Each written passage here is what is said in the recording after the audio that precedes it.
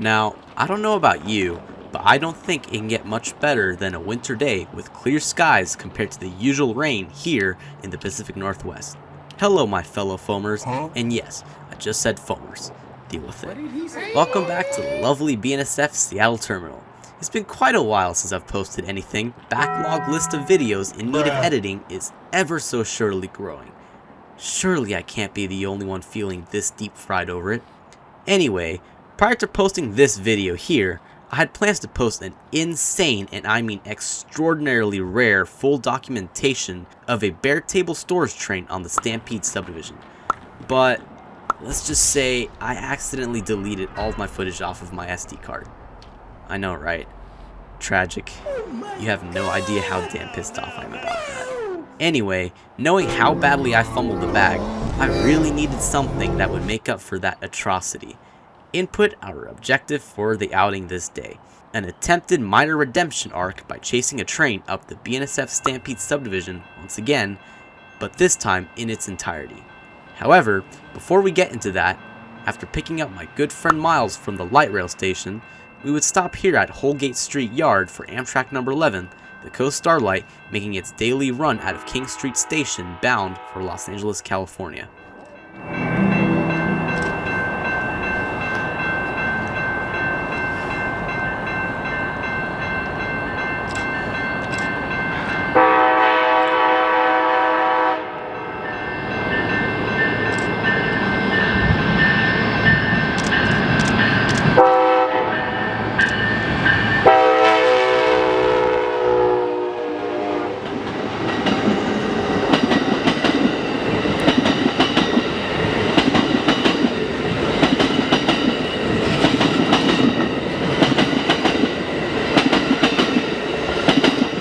Now making the 30-minute drive down to Auburn, where Auburn Yard is located, along with the starting point of the BNSF Stampede Subdivision, or I should say the terminus as stated on timetables, we would make a quick stop here at CP Thomas after getting word that a duo war bonnet leader on train HPAS EVE would be passing through the city of Sumner about 10 miles to the south. And it wouldn't be long before headlights would appear in the distance, and the faint echo of a Nathan K3LA horn could be heard as the train rapidly approached us at track speed.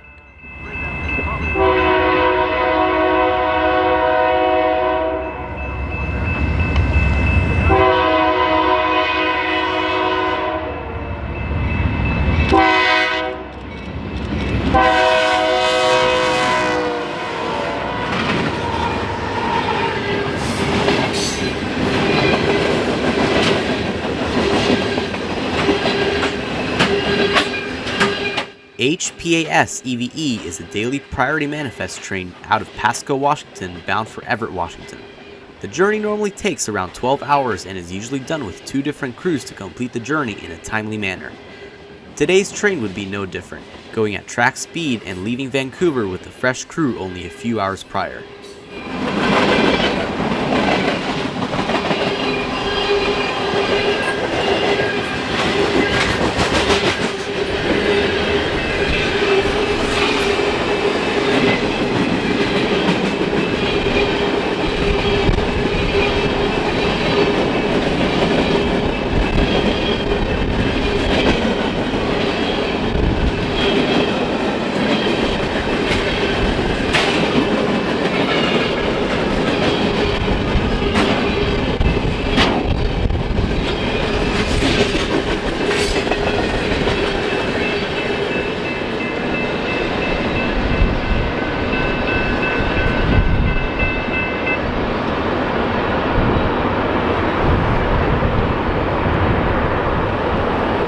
After grabbing some lunch for to-go at a nearby Burger King, we would head down to the station platform in Auburn, where we would meet our good friend Jonah for some more Seattle sub action. Whilst waiting for a train to eventually leave out of Auburn Yard and onto the Stampede sub, in the meantime, however, here came Amtrak Cascades 502, daily service from Portland, Oregon to Seattle, Washington.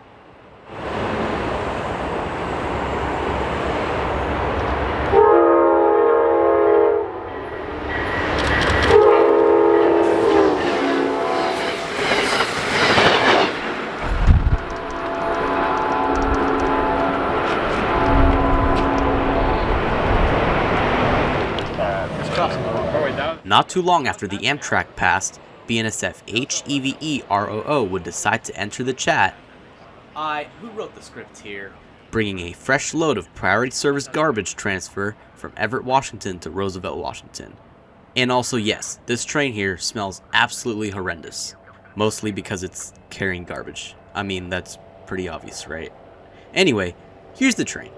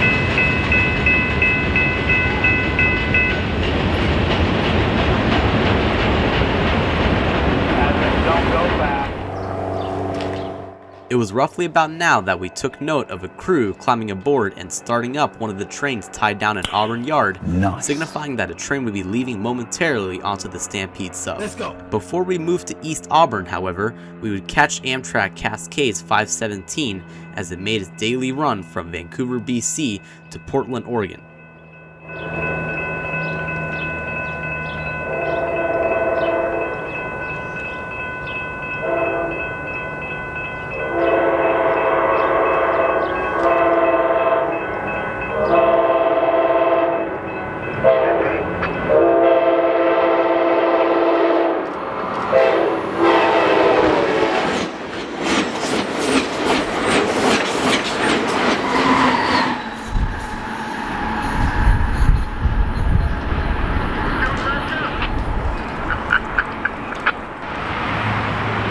Hauling ass to the crossing at East Auburn after our train of interest got signal to the restricted limits at milepost 100 a little bit further east, we would barely make it as the headlights of BNSF 8780 would round the corner. Our objectives during this chase were pretty straightforward. After catching the head end here at this crossing, we would move about a mile down the line to the restricted limits at milepost 100 to get the head end of the train again in solid lighting. From here, after the train got its track warrant, we would beat it up to Palmer Junction before jumping onto State Route 18 and then onto Interstate 90 East to the east portal of Stampede Tunnel.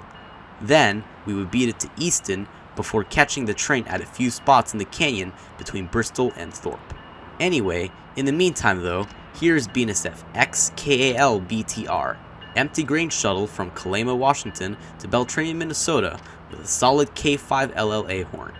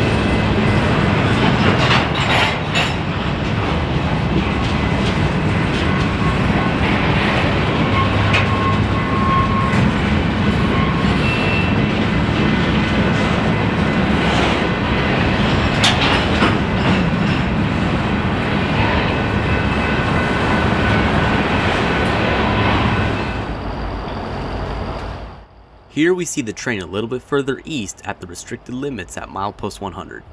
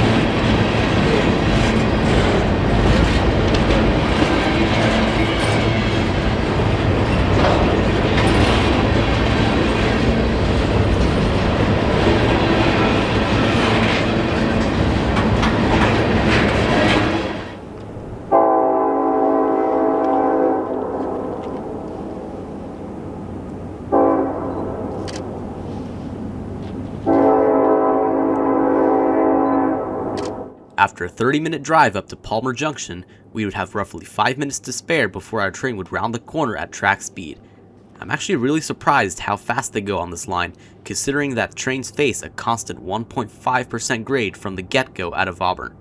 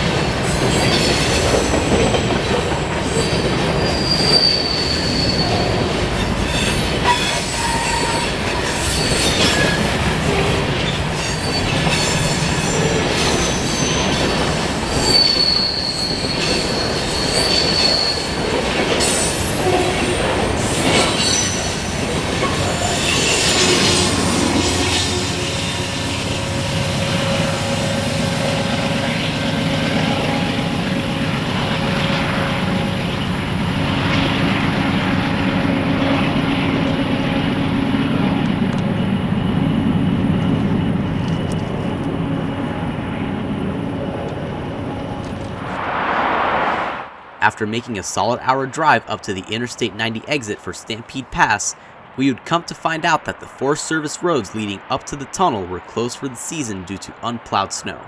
You know, maybe I should have checked this beforehand. Either way though, it would be no biggie as we would move to our next planned spot at Easton for our next shot. And after an hour of waiting, we would see our train here again going at a solid 50 miles per hour as the sun slowly ducked behind the looming mountains of the Cascades.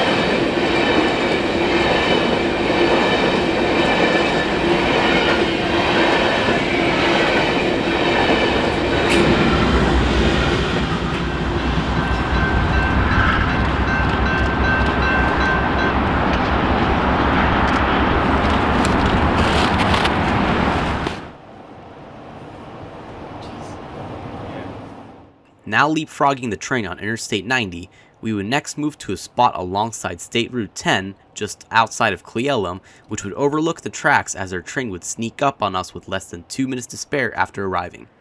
The crew would even give us a nice shave and a haircut horn show as it passed by.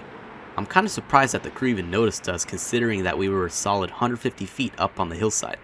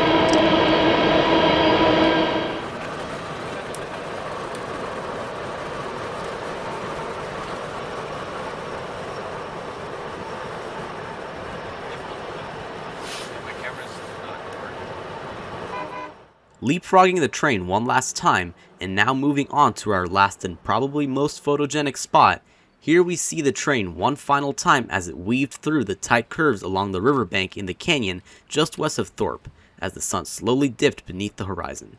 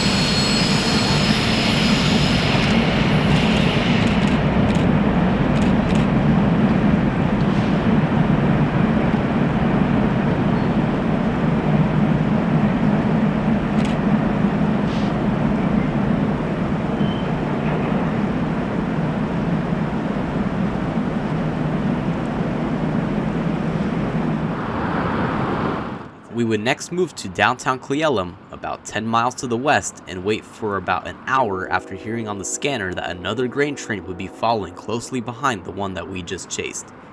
Here came BNSF XINB OTV, empty grain shuttle from Inner Bay, Washington to Moorhead, Minnesota.